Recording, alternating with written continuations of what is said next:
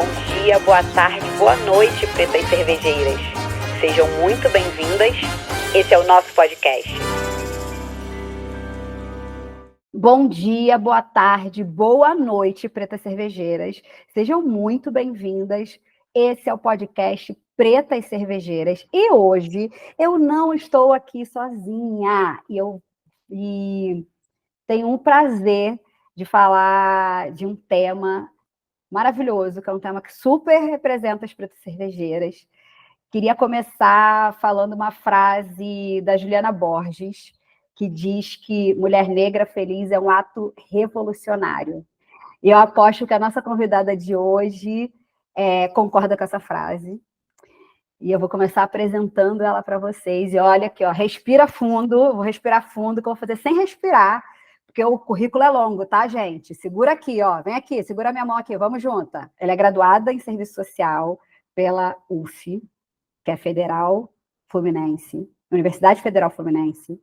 Possui MBA em Gestão Empresarial e pós-graduada em Políticas Públicas, Direitos Humanos e Diversidade Sexual e de Gênero.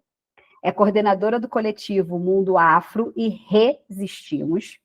É escritora, idealizadora da coletânea Mães Pretas, Maternidade Solo e Dororidade. Esse livro foi vencedor do prêmio Reflexo Literário. Ela é coautora das antologias Que Toda Palavra Dita ou Escrita Seja Amor. E também Nossas Linhas Negras na Pandemia. E não parou aí, calma que tem mais. E Tinha que Ser Preto. E coordenadora editorial da coletânea Quando o Racismo Bate a Porta. Ela é colunista da revista Conecta, palestrante antirracista e feminista, e o principal, ela é dona de um sorriso luminoso. Seja muito bem-vinda, Tainá Santos! Eu fico tão emocionada quando as minhas falam de mim.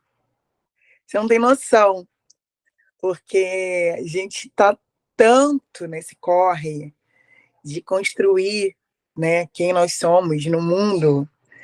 E você falou do meu sorriso e eu tô aqui olhando para o seu, babando. Ai, que alegria estar aqui. Que alegria, Ju. É muito bom estar no Pretas Cervejeiras. É uma alegria. Pai, eu te conheço, sei lá quanto tempo. Muito. Sei de todo o seu potencial. Mas é isso, assim, se eu pudesse destacar uma coisa que você bate o olho e já preenche todo o espaço para mim, é o seu sorriso, o seu bom humor, a sua capacidade de se conectar e fazer amigos. Assim, tipo, eu fecho o olho e lembro da gente no Pelourinho, num bar, e daqui a pouco eu já pisquei o olho de novo, já estava você na esquina, batendo papo, conversando, trazendo as pessoas da esquina para sentar e beber com a gente. Mas isso é uma parte que poucas pessoas têm o privilégio de conhecer. A parte que todo mundo conhece é esse currículo vasto aqui que eu acabei de ler, que é a sua parte escritora, coautora, idealizadora, realizadora. E aí eu sei que isso é um parto, né? E aí eu queria que você contasse um pouquinho para a gente como é que foi parir a Tainá escritora, assim, como é que ela nasce, como é que você se reafirma e diz, não, tenho potencial, vou fazer, vou entregar, vamos embora. Ai, Gil, primeiro é isso, assim, me conectei lá com o Pelourinho, assim, e Salvador é esse lugar de cura, né? Antes de qualquer coisa, graças a Deus que existe, e aos orixás que existe Salvador na nossa vida. Também tenho muito essa memória viva da gente naquele quilombo, que é o Pelourinho, né? Se conectando e fazendo aquele ebó, que é se abraçar, sorrir, beber, né? Mas, enfim, indo para a sua pergunta, eu sempre fui adolescente canceriana, né? Sou filha de Oxum, então eu sempre fui a criança do diário, da agenda. Eu não respeitava a data na agenda, sabe? Hoje, segunda-feira, eu ia escrevendo até sábado. E aí ia brincando de fazer poesia, de gostar das palavras, mas nunca fui incentivada, assim. muitas memórias das oralidades da minha avó, que é o amor da minha vida, que voltou para o Ouro em 2019, e lembro de ficar viajando com as histórias que ela contava, do meu bisavô, ficar deitada na barriga dela, segurando a mão enrugada dela e contando história, e escutando história. E na adolescência eu pensei em fazer história por conta disso, mas por conta do racismo, eu fui apresentada para o serviço social como uma pessoa que tinha cara de assistente social. Algo que eu nunca tinha ouvido falar nem da profissão, mas enfim. O orixá sabe o que faz e eu me apaixonei e sou realizada na minha profissão também. Mas fui aquela menina da escrita, que assim, achava português o máximo, mas chega no ponto da representatividade. Não tinha professoras de português pretas, e aí comecei a achar que aquilo não era para mim. Não via escritoras mulheres negras. As escritoras que eu conhecia era Clarice Lispector, era que a branquitude nos apresenta, então não tinha familiaridade, não tinha simbologia nesse lugar da literatura. E aí, com a rede social, com o Facebook, eu comecei a escrever. E aí as pessoas começavam a gostar. E aí eu comecei a curtir esse ritual de pegar um tema, como vem de uma família de militantes, então toda vez que é aquilo, né? As pessoas vão colocando a gente, queria que você falasse disso, queria que você falasse daquilo. E aí, quando chega o Instagram, eu falei, pô, vou começar a jogar meus textos pra cá, porque tinha uma coisa no Facebook que me incomodava muito, que é o roubartilhar, né? Eu sou uma pessoa ciumenta, e aí tem ciúme dos meus textos também. Você fala, ai, gente, é tão invasivo, pessoas que você nem conhece, tá ali botando as suas palavras. E eu amo o termo que você colocou, que é parir, né? Parece que alguém tá roubando sua cria, sabe? Sem te pedir licença, sem dizer, eu vou ali. A pessoa vai e não volta mais com o seu texto. E aí me encorajei em 2019 a fazer esse projeto, que foi o Texto da Thay, que eu quis me aventurar lá para voltar para essa adolescência de escrever sobre amor, de escrever sobre romance, escrever sobre a vida, sabe? Ter uma escrita mais livre, que não fosse ligada só às nossas dores que o racismo nos impõe. E aí as pessoas começaram nesse lugar de você precisa escrever um livro, você precisa escrever um livro, você precisa escrever um livro.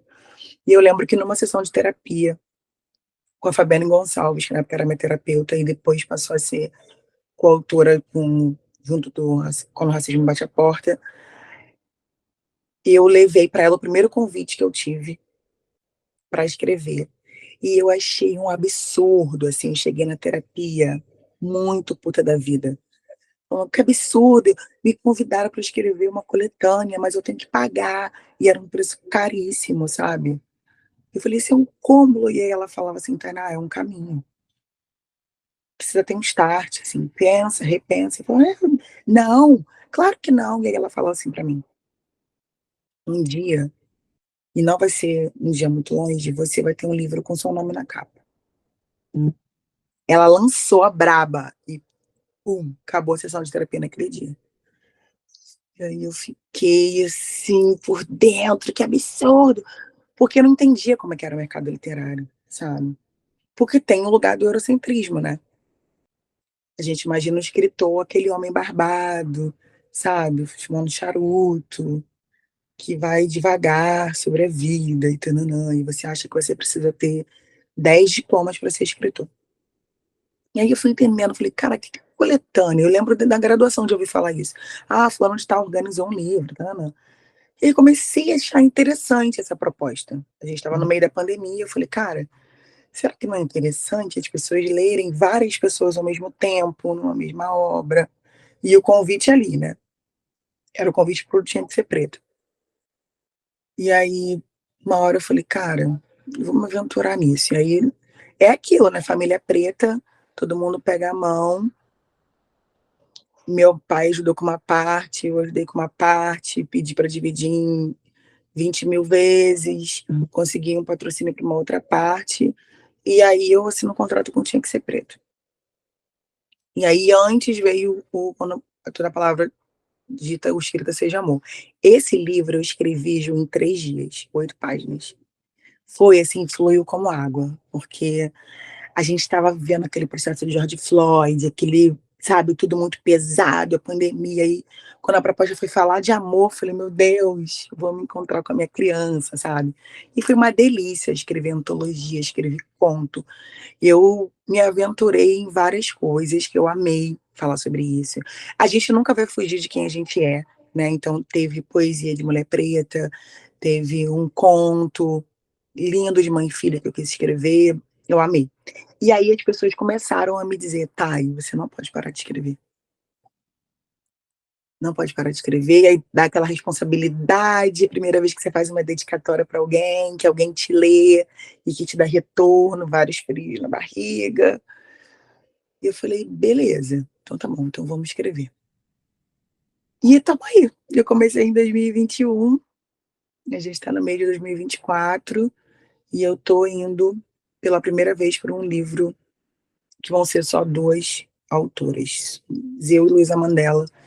A gente está se aventurando em escrever em dupla sobre maternidade preta, porque depois de Mães Pretas, as pessoas ficavam muito de, eu quero escrever também, você tem que fazer o volume 2 do Mães Pretas, e eu não queria mais esse lugar de dor, sabe? Como você bem falou, ser feliz é um ato revolucionário, sabe? E eu fui, ano passado, convidada pro Expo Favela. E aí, quando o Quack abriu lá para o público, a primeira provocação de uma menina telespectadora que estava lá foi: eu quero muito ler, continuar lendo Pessoas Pretas, mas eu quero muito parar de ler sobre dor. E aquilo não me saiu, sabe? E eu acho que a nossa saúde mental merece. Então, a gente está com uma proposta que vai ser um livro de maternidade preta, meio cartas para minha mãe, sabe? Assim, meio Maya Angelou, onde a gente está trocando cartas sobre dos nossos filhos, dos processos. A Luz é mãe de uma menina, da Alice Maim. Eu sou mãe de um adolescente preto. Claro que a dor vai perpassar, porque a nossa maternidade é marcada por isso. Ontem eu estava conversando isso com a minha prima, falando, cara, eu vou precisar levar para terapia esse lugar de ser mãe de um adolescente preto, porque ele tá me atingindo, sabe? Cada vez que meu filho, mãe, posso ir? Sabe? Não, não quero, peraí, não vou deixar, pensa bem, sabe? Cada dia o racismo continua atravessando a minha maternidade, mas vai ter mais leveza. A minha escrita tá me pedindo isso, tá pedindo uma coisa mais intimista, sabe? Então, cada livro eu tô parindo. Respondendo a sua pergunta, cada livro eu tô parindo. E é muito lindo quando esse parto é abraçado pela nossa comunidade. Por pessoas antirracistas, por pessoas que querem entender. Eu acho que a gente precisa muito falar da gente em primeira pessoa. A gente precisa, sabe, Ju? E aí eu vou até te provocar, porque eu acho que mulheres pretas no audiovisual também merecem escrever e precisam escrever. De verdade. De verdade. Porque é um caminho tão desbravador que eu lembro da Tainá lá com 14 anos, querendo ter uma representante preta, sabe? Para escrever.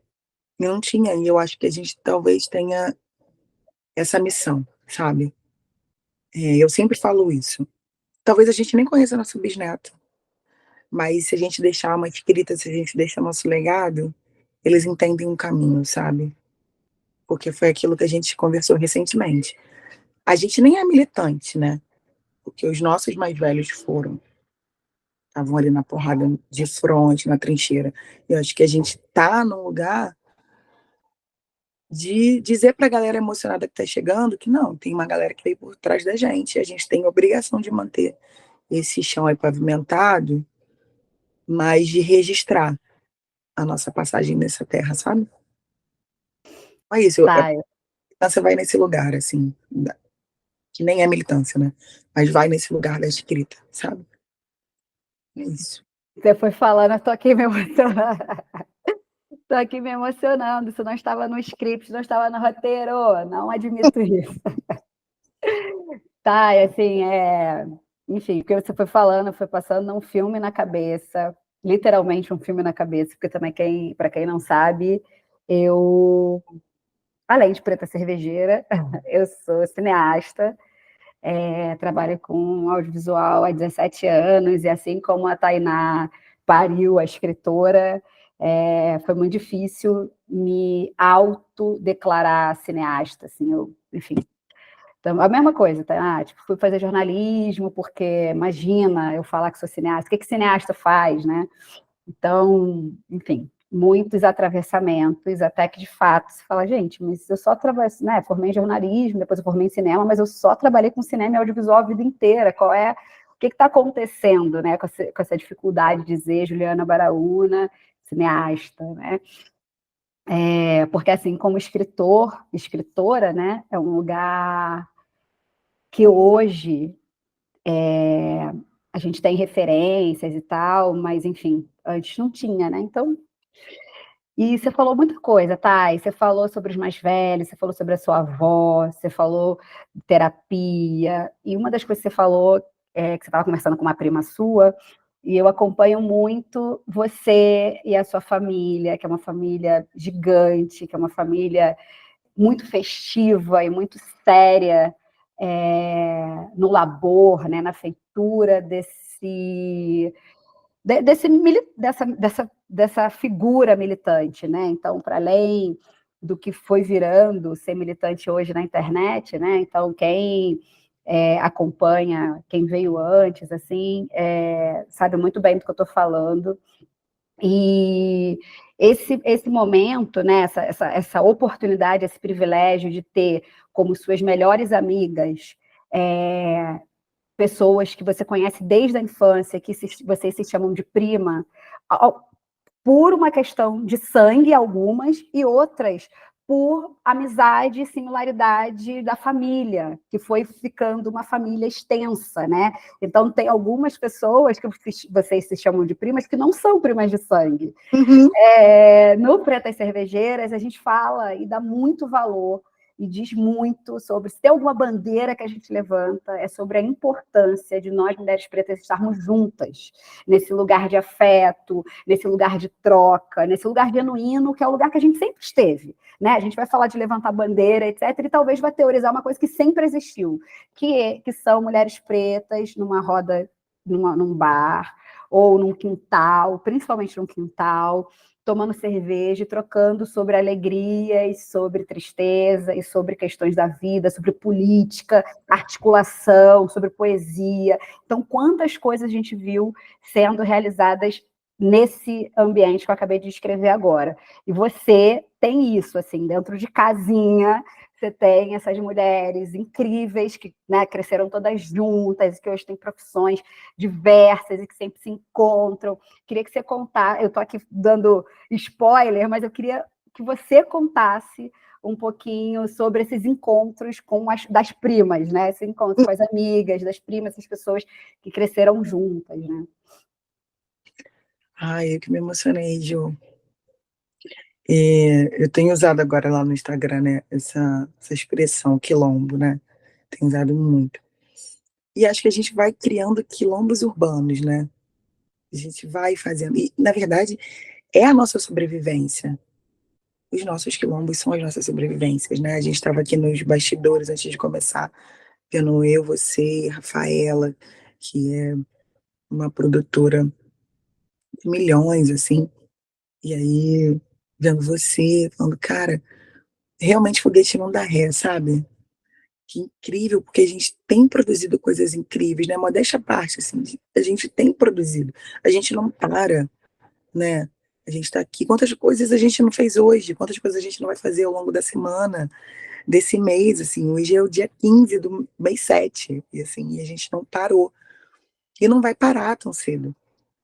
E realmente, eu não suporto a palavra privilégio, mas eu talvez não tenha outra para substituir esse lugar de ter nascido e recebido como herança, né, dos meus amizades tão preciosas, sabe? Eu estava domingo passado, né, foi dia do seu Zé Pilintra, e aí eu conversei com meu tio Filó, que é, cara, né, o tio Filó é uma coisa, assim, esse Filó de Oliveira, E aí, quando eu abraço ele, eu falo: "Benção, tio". E é isso, assim, vocês são primos de sangue? Não, mas pra mim isso, sabe, ínfimo. E eu sempre quando eu chego no Aurê, eu falo: "Pedro, cara, eu lembro da gente sentado lá no meu apartamento em Jacarepaguá e você falando disso aqui, não tinha nome, ainda não tinha como, mas você dizia o que você queria produzir.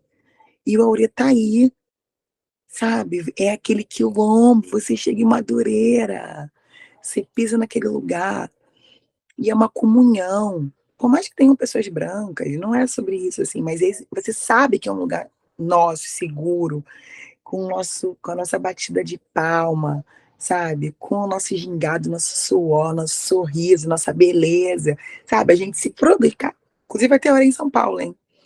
Mas fala assim: "Caraca, vai ter orelha, o que que a gente vai fazer no cabelo? O que que a gente qual é o look?", porque é uma grande festa, é uma grande celebração.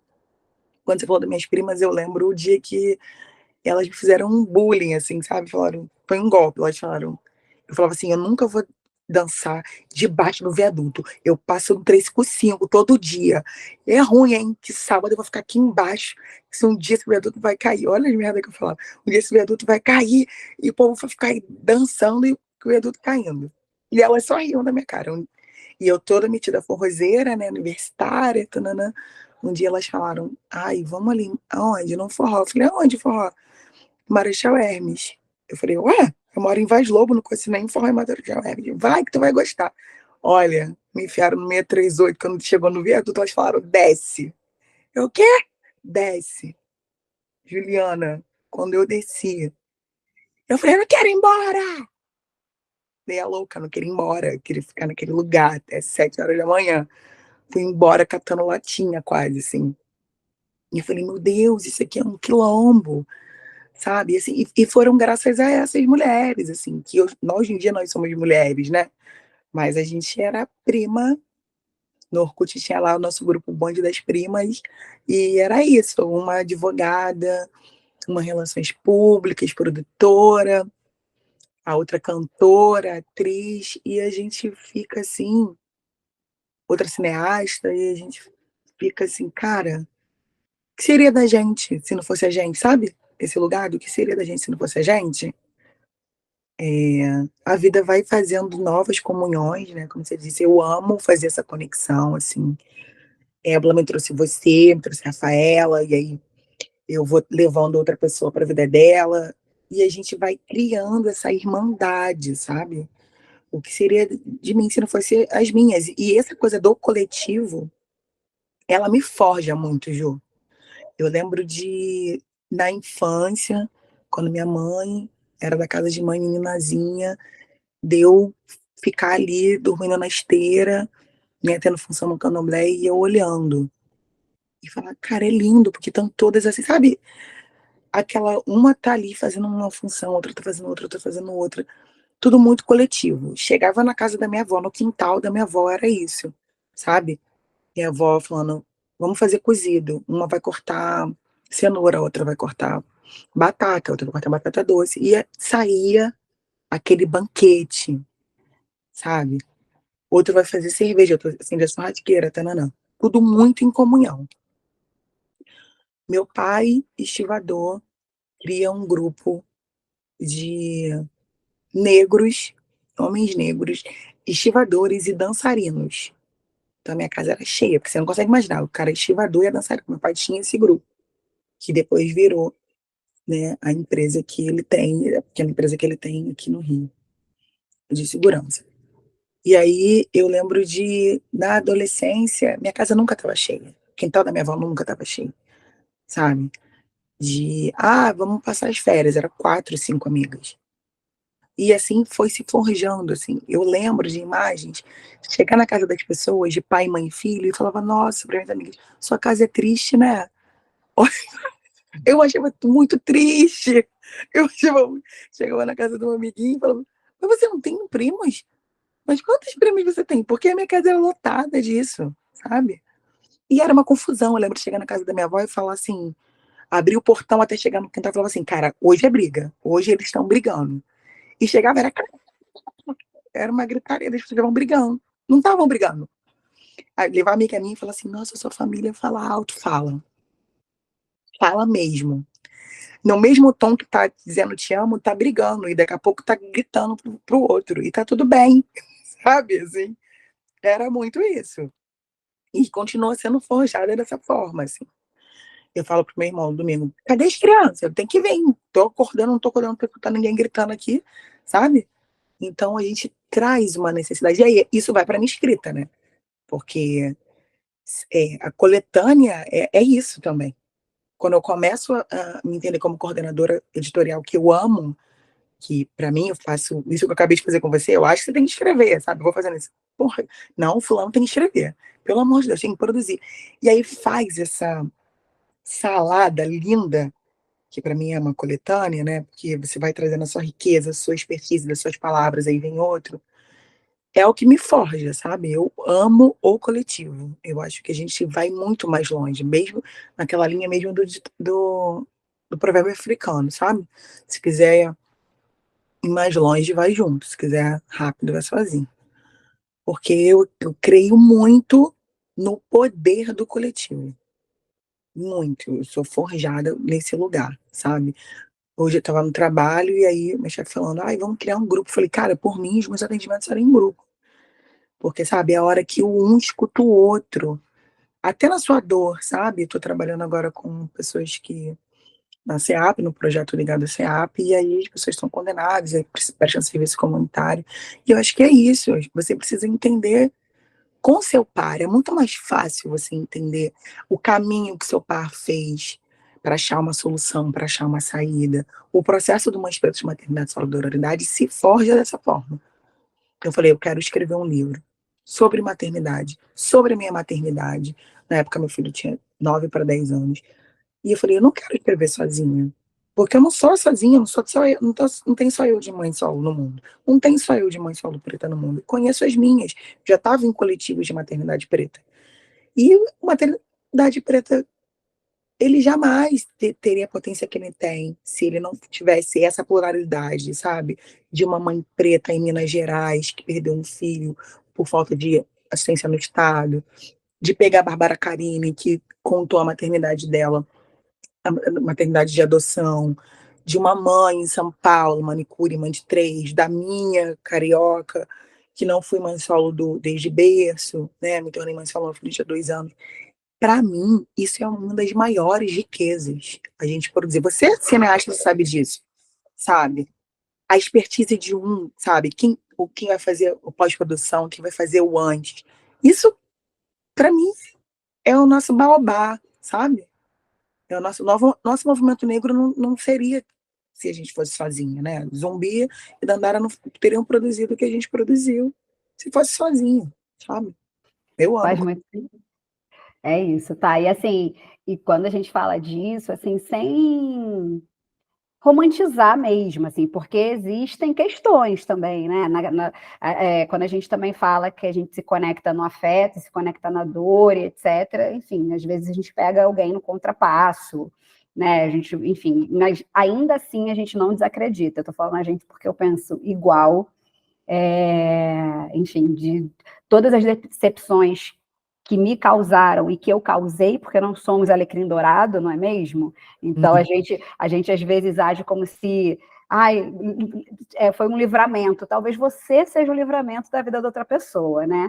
Então, enfim, então sem romantizar, sem achar que o quilombo é esse lugar mítico, né, de Wakanda, e que, enfim, não, somos pessoas, e o processo de o processo de nos desumanizar, de achar que a gente não pode errar e que o outro não pode errar, também é fruto do racismo. Então, a gente erra e acerta. E aí, tá, eu queria, para a gente fechar, a gente começou falando de sorriso, né? Eu comecei falando do teu sorriso luminoso, queria encerrar falando dele de novo. E a gente falou do dia a dia, falou de uma série de coisas. Eu queria saber qual é a sua fonte de energia para esse brilho e para esse seu sorriso no dia a dia, assim, né? Assim, quando você está... Acontecem várias coisas na nossa vida, né? Então, quando você está se pegando, se pega sucumbindo, ou tendo um pensamento mais negativo, ou encaminhando para um outro lado que é diferente da tua essência, cada um tem uma essência, obviamente, mas um lugar que é diferente da tua essência, que é a luminosidade, que é sorriso, enfim, qual a tua fonte de energia? Preciso voltar na sua fala, porque uma vez tem uma frase que fala isso, nós somos diferentes na nossa unidade. Isso é tão belo, né, Ju? É isso mesmo. Você falou lindamente, porque é bem isso. A gente errar é reivindicar nossos direitos de humanidade, né? E o diferente, né? Eu estou enfrentando lá no trabalho uma menina negra e que não e diz que não é negra. E aí, assim, as outras pessoas ficam, meu Deus, eu falo, gente, é sobre o direito dela, é sobre as dores dela, e aí é sobre a gente estar bem aqui na retaguarda, porque a hora que despertar, a hora que o racismo disser para ela da forma mais cruel e viu que só ele sabe, né? A gente precisa estar aqui. E é isso, o pau come também, sabe? O coletivo tem suas dores, né? Para escrever, uma escrita teve muita dor, né? Porque uma entende de uma maneira, outra entende da outra. E tudo bem. E assim a gente vai sendo. Eu acho que a gente nessa. Eu fico imaginando Ogum, sabe, molando uma faca, sabe? Ogum ali, ó, só forjando um metal. E a gente é forjado a todo tempo, né? Mas mesmo assim, eu não deixo de esperar, que a gente não deixa de esperançar pelo o final que sai de qualquer proposta coletiva, né? O Pretas Cervejeiras, os projetos que eu tenho, ele, esse processo de embate, com afeto, né, que são os coletivos, eles têm um resultado muito positivo. E é muito importante a gente dizer isso, né? Acho que é muito importante a gente sair desse lugar romantizado, né? De que pessoas pretas são todas, né? Como no final do Pantera Negra ali. Não é aquilo, né? Mas, enfim, respondendo sua pergunta, eu sempre penso nisso, assim, cara, a minha essência é ser feliz. Eu tenho uma frase com uma amiga querida, Raquel, assim, que num momento de muita dor da vida dela, eu falei isso para ela, e aí virou o nosso manto, que a gente fala assim, amiga, nosso destino é florescer. E a gente sempre repete isso uma pela outra. Desde quando tá tudo bem, né? Sabe aquilo? Isso também passa. E a gente fala, amiga, nosso destino é florescer. E quando não tá bem, a gente fala, nosso destino é florescer. Sabe? Que é pra gente se relembrar. E sempre me vem a imagem de um girassol. Quando eu falo dessa coisa do florescer, sempre me vem uma coisa de um girassol. Eu tenho uma mania estranha de ter fé na vida mesmo. Tenho. Não foi à toa que eu escrevi, que eu, né, me tornei assistente social, que é uma profissão que uma das que mais adoecem, assim, a gente tem uma porcentagem grande de assistentes sociais que estão aí no INSS adoecendo, então a gente lida com muita miséria, eu falo que o serviço social, ele lida com aquilo que a sociedade não quer ver, em todas as frentes, é o que as pessoas não querem ver. Mas eu sou forjada de amor, sabe, Ju? Eu sou de verdade forjada de amor, assim, e é a força dos nossos ancestrais, assim. De que eu tô na bad, eu bato papo com pombagira assim, falo, me ajuda aqui, sabe? Eu me fecho o olho e vou lá na cachoeira falar com a minha mãe, sabe? Sinto a água dela bem gelada batendo no meu lombo e, sabe? Eu, eu não tenho fórmula perfeita. E eu acho que a gente também vai encontrando no nosso ori a nossa essência, sabe? Você vai clamando por ori, assim, você vai. Peraí, cara. Já vivi isso, já vivi algo parecido, fulano já. Aí volta essa força do coletivo, sabe? Acho que não tem uma coisa romantizada e tóxica que eu não suporto, que alguém tá sofrendo e você fala assim, vai passar. Não é isso, sabe? É sobre acolher. E isso é muito difícil pra gente, mulher preta, acolher a nossa dor. A gente tá sempre muito disposta a servir e acolher a dor do outro. Então, muitas das vezes, as minhas dores ficam em segundo plano, é, e isso é um processo mesmo de terapia, que agora eu já consigo olhar para mim e falar, tudo bem, né? vou ficar aqui nesse casulinho, mas esse casulo não é meu, sabe? Eu sou borboleta. Goiás, com toda essa licença, eu também sou borboleta, sabe? Eu também. Meu nome significa isso, né? Primeiro raio de sol da manhã. E aí eu lembro, falei, você é Tainá, sabe? Não é isso. Você não é isso. Você está, né? Nós estamos. Você está em São Paulo, eu estou no Rio, né? A gente está. Mas eu lembro de quem eu sou. E aí eu busco.